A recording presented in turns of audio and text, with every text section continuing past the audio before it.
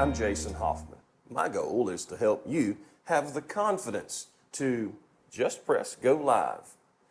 Emeet is a company that's versed in the conferencing arena. They've put out good quality webcams and audio equipment for the conferencing area for a long time now, but they've ventured into the live streaming part of the world.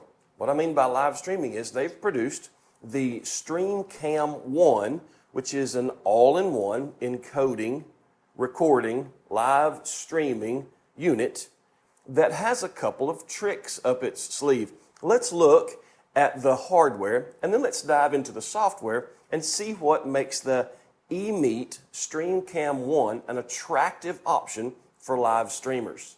What you're going to see in this package is the camera itself. Now, next to my world's okayest dad, you can see the size that this camera will be.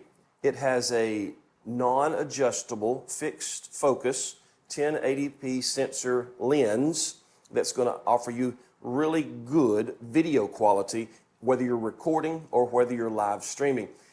And we want to know if this is going to work in the sports arena. We want to know if it's going to work in the studio arena, if we're doing something in-house, and we want to know if it's going to work in the worship setting so that we can find out if this camera might be a solution for our live streaming needs. Now, a couple of the things that you're going to find in the packaging. Comes with a hard case. That's good. It comes with a wind muff, a dead cat, very small, very fluffy. Well, that means there must be somewhere in this package a microphone. It actually does come with its own microphone, and not only is it just coming with a microphone, but it's a magnetic charging on the camera microphone that is wireless. You attach it to your clothes, you put the dead cat on if you're in a windy situation. And so setting up a camera 7 feet from my platform gives me a full view of a 40-foot wide space here in the worship setting. You've got audio and all of your video in one neat package.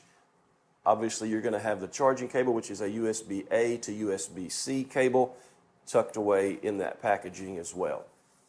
And so I've shown you one of the tricks it has up its sleeve. It has a microphone built in. You don't have to buy an external, another wireless microphone. Now, when we look in the software, you'll note that your choices for microphone are this particular microphone, the microphone that's built into the camera. It has a pair of them, and it has a 3.5 millimeter audio jack on the back. So if you want to use a lavalier or some other microphone, you're welcome to do so. While we're talking about what's on the camera, let's go ahead and look. Let's see that we have a micro SD card slot in the back, your power button, and your USB-C charging port.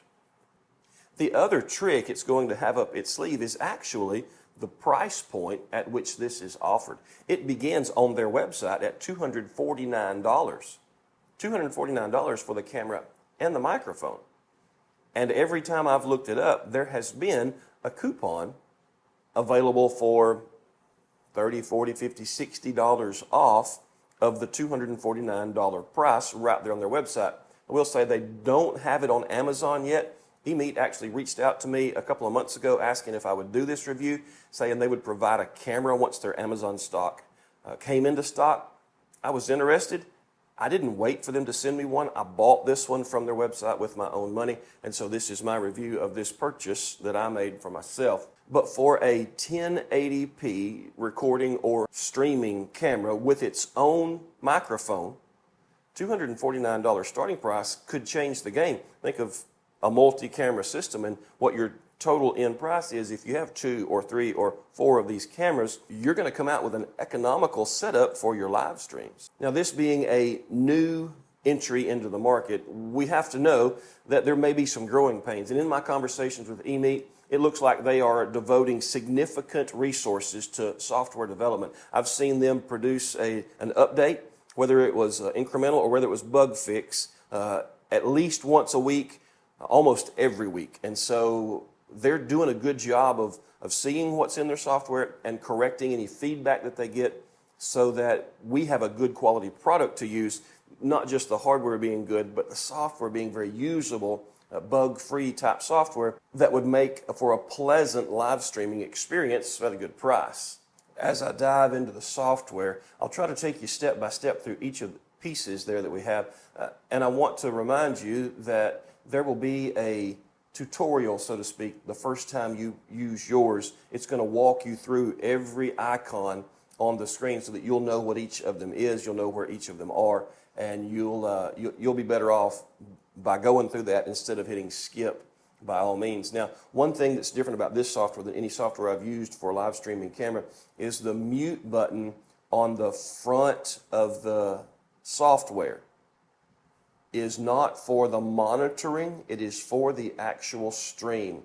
I think they're onto something there. How many times have live streamers in a baseball or softball setting said, I wish I could get a mute button that was right there, I could just tap it, it'd be on the front, I don't have to dig for it at all, that would not just mute the monitor, but would mute the stream itself. Well, that's what we have here. This is the mute button that's on the front screen of their software is going to give us muting the stream itself. So the first thing we'll do is add a camera. Just click on the big blue button at the bottom. It'll search for cameras nearby. So let's hit the network button.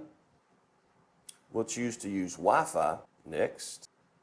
And when you connect to a network, it's going to save that password in your settings. Let's turn this around. And now that we have a basic image to look at, we'll see how it functions to zoom and move around in the software. So we'll just start at the top left and move on over. Like I said, this one is going to mute the stream itself. Big mute button there. Then we have the ability to switch cameras, which I only have one camera, so I don't have the multi-camera feature available to me yet. It's going to allow us to record. You notice that I can record both to my local control device, or I can control to my SD card, both or either. I also have the ability in here to change the video quality. Now that we've changed it, I can choose it here.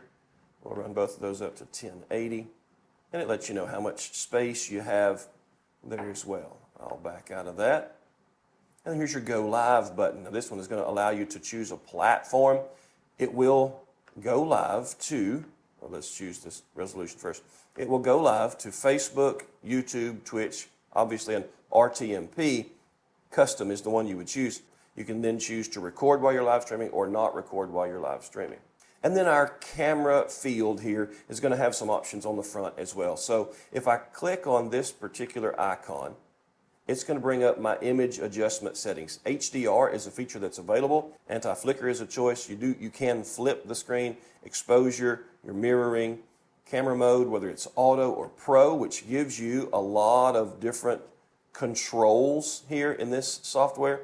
I'll leave it on auto for now. And then your filters. This button allows us to apply to all cameras, not just the one that we're working on if I have more than one of them set up.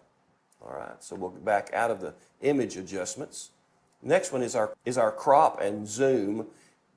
And the one thing that kind of irks me about this is to give you a full picture, it's going to stay portrait, but turn it sideways.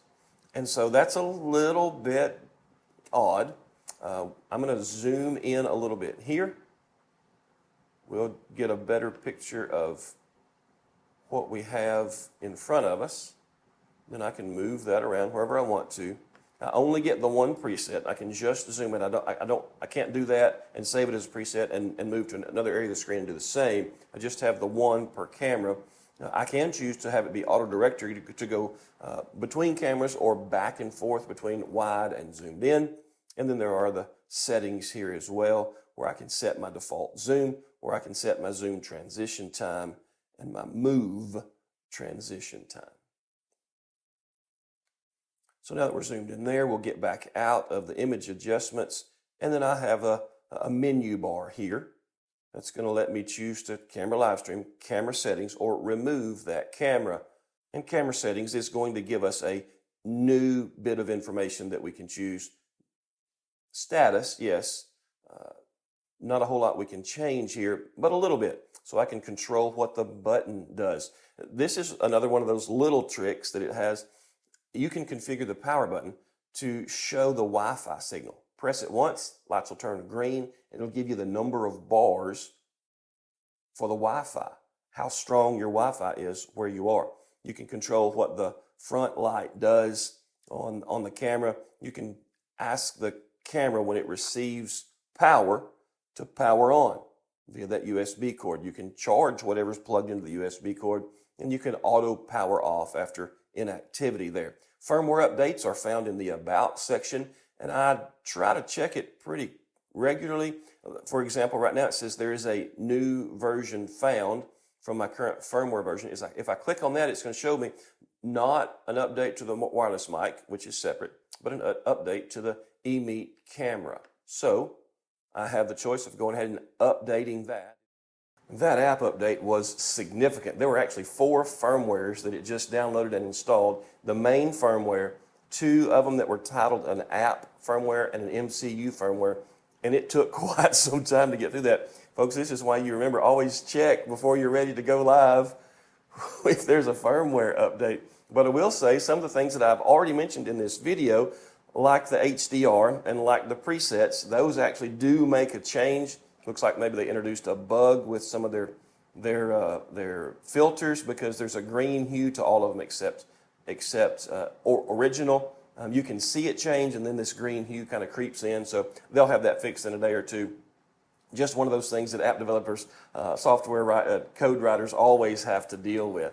So now let's get to the bottom section of buttons on our app. So we have our camera, which is where we are. That's this part of the software. Then we move over to materials, which is going to allow us all of the overlays that we're used to in live streaming software. It's going to give us the ability to do the lower third and the over the shoulder, the corner bug, the full screen image. You set your text, you set your font, you set your opacity, you set your colors. All of that happens as maybe you're used to it happening. When you click on the edit button here, all your options pop up. The next one is going to be your audio, which is going to give you a couple of different things, since there's so many audio options out of the box with this camera. So you're going to see your total audio output slider at the top. That's your main slide. And so it's set at 0 decibels. You can crank that up to 10 decibels of change there. There is a little mute button there for output in this section as well. And I noticed when I mute it here, it mutes that main front icon as well. And then for the microphone that I'm currently using, it's going to show up in the next box. Now I have a gear wheel icon, so I know there's some settings to look at, and there's where my 3 choices are. I can use the internal built-in microphone in the camera, the wireless microphone like I'm doing now, or the corded microphone. There's also an option to add another wireless microphone here, so if I have a multi-camera setup and I want to run all my audio through one camera, I can actually do that in this section as well. And then the corded mic for the 3.5mm jack would be there too. I can mute this one. I can change the decibel rate on this one as well. So you can see the audio settings are pretty robust. Then let's finally look over at the settings. I have the ability to look at my library. That's the SD card section at the top. And then I have my global settings for any camera that would be attached. Auto Director is going to allow me to choose some. I can apply these to all cameras and unify, or I can individualize camera by camera if I want to. Looking at my playback time for each camera, I have my zoom and move. So there's a menu we've already seen before within the camera that we were using. Here's my input quality, which we've seen as we were dealing with that camera. I also have a video source latency feature in this software, which is a good thing to have. I'm on standard latency, but if I have a weak network and I need high latency, I can absolutely do that. If I have a very strong one, I can go to low, and that's kind of nice to have as well. We have a feedback section, which is always good. You want to be able to give feedback to the folks that are working on the thing that you're putting your money and your trust in.